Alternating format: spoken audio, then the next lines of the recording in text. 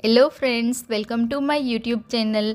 आज हम चलेंगे गुजरात के एक अनोखे और महान स्थान सासन गिर नेशनल पार्क। यह वह जगह है जहां आपको देखने मिलेंगे एशियाटिक लायंस अपने नेचुरल हैबिटेट में। सासन गिर नेशनल पार्क, जिसे वन राष्ट्रीय उद्यान और वन्यजीव अभयारण्य भी कहा जाता है, यह नेशनल पार्क भारत के गुजरात राज्य में स्थित है और गुजरात के 5 डिस्ट्रिक्ट जैसे कि जूनागढ़, अमरेली, भावनगर, पोरबंदर और गिर सोमनाथ को कवर करता है। नेशनल पार्क 1412 स्क्वायर किलोमीटर क्षेत्र में फैला हुआ है। यह एशियाटिक लायंस का एकमात्र नेचुरल हैबिटेट है।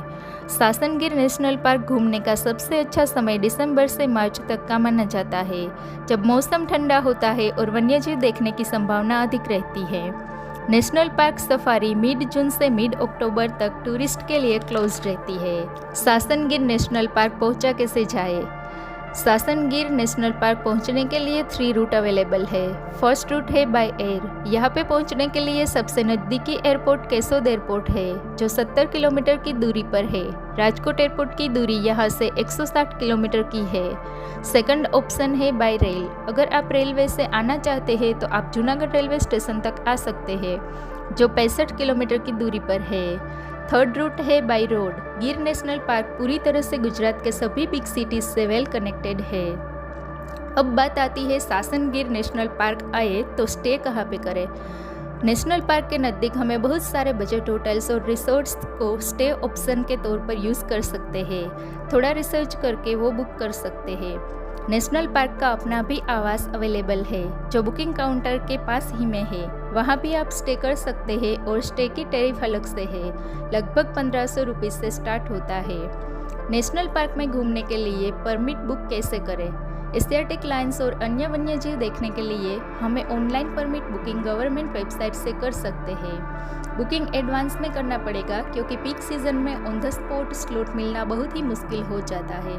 गवर्नमेंट वेबसाइट से ऑनलाइन बुकिंग करने की लिंक वीडियो में शो कर रही है और डिस्क्रिप्शन बॉक्स में भी दे रखी है। Slot availability. Safari Monday to Sunday यानी कि पूरे वीकडेज में ओपन रहती है और दिन में 3 स्लॉट अवेलेबल रहते हैं। विंटर में सफारी का टाइमिंग कुछ इस तरह से है। मॉर्निंग में 6:45 से 9:45 AM तक और इवनिंग में 3 to 6 PM तक का होता है।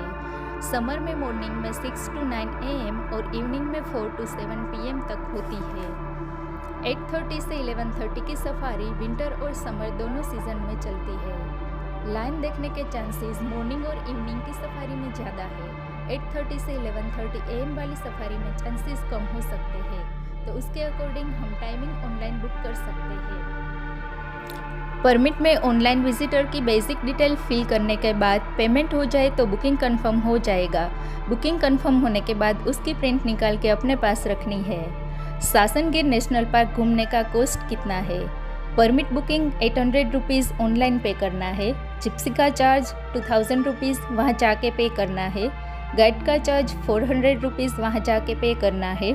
टोटल 3200 रुपीज़ कॉस्ट होगा जिप्सी का और ड्राइवर का और गाइड का। जिप्सी की कैपेसिटी 6 पर्सन की है। अगर आप जिप्सी में 6 लोग हो गए तो भी 3200 रुपीज़ और सिंगल पर्सन का भी 3200 रुपीज़ होते हैं। अच्छा होगा कि ज़्यादा लोग जाए तो कॉस्ट शेयरिंग हो जाएगा।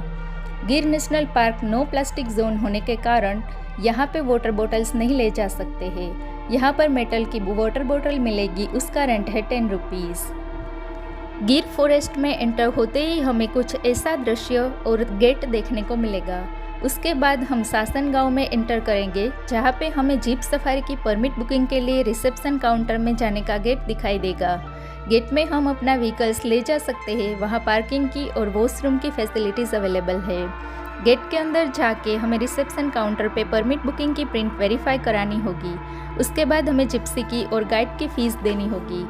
फीस जमा हो जाने के बाद हमें जिप्सी, ड्राइवर और गाइड अलॉट किया जाएगा। जिप्सी में बैठ के हमें नेशनल पार्क में ले जाएंगे। उसके टोटल 13 रूट और 2 गेट है। हम गेट नंबर 2 से गए थे और हमारा रूट नंबर 4 था। सफारी में हमें विभिन्न प्रकार की वनस्पतियाँ, जिनमें पर्णपाती जंगल, कांटेदार झाड़ियाँ और घास के मैदान शामिल है। यहाँ 75% साग के ट्रीज़ है। बबुल और गम ट्रीज़ भी देखे जा सकते हैं। हमने गम ट्री देखा था, जो साल में 3 बार कलर चेंज करता है, रेड, ग्रीन और वाइट। हम समर में गए थे तो ये वाइट कलर में था। वन्यजीव जैसे कि Asiatic lion, spotted deer, sambar deer, nilgai और लेपर्ड देखने को मिलेंगे। बंदर भी देखे जा सकते। हमने एक लायन और 2 लायनेस देखी थी।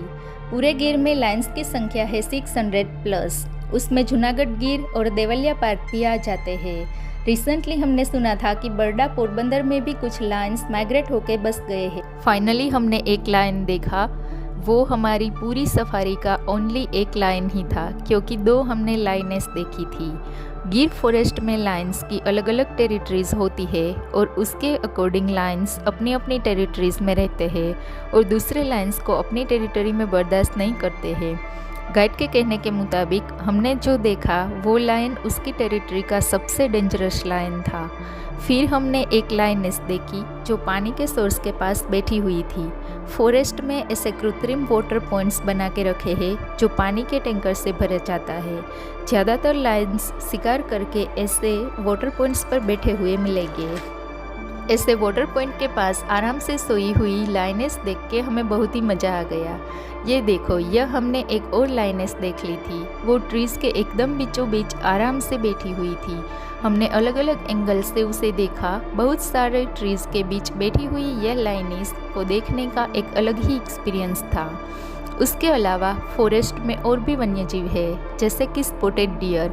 ये डियर की एक रोचक बात हमें गाइड ने बताई कि यह डियर है ना, वो साल में अपना एक सींग अपने आप गिरा देता है और वापस नया आ जाता है।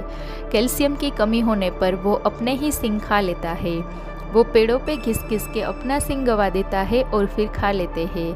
वैसे तो स्पॉटेड डियर वेजिटेरियन होते हैं। वो grass and trees, leaves and branches, fruits ये सब खाते हैं, लेकिन कैल्शियम की कमी होने पर उसमें ये बिहेवियर देखने को मिलता है। फिर हमें सांभर डियर देखने को मिले। वो भी वेजिटेरियन एनिमल है और ग्रास, ट्रीज, लीव्स और ब्रांचेस खाता है। इसी तरह वो प्लांट पॉपुलेशन को कंट्रोल करके इकोसिस्टम बैलेंस करने में बहुत ही अच्छी भूमिका निभाते हैं। सांभर कोई डेंजरस सिचुएशन आने पे कुछ इस तरह अलार्म कॉल देते हैं जो हमने सुना।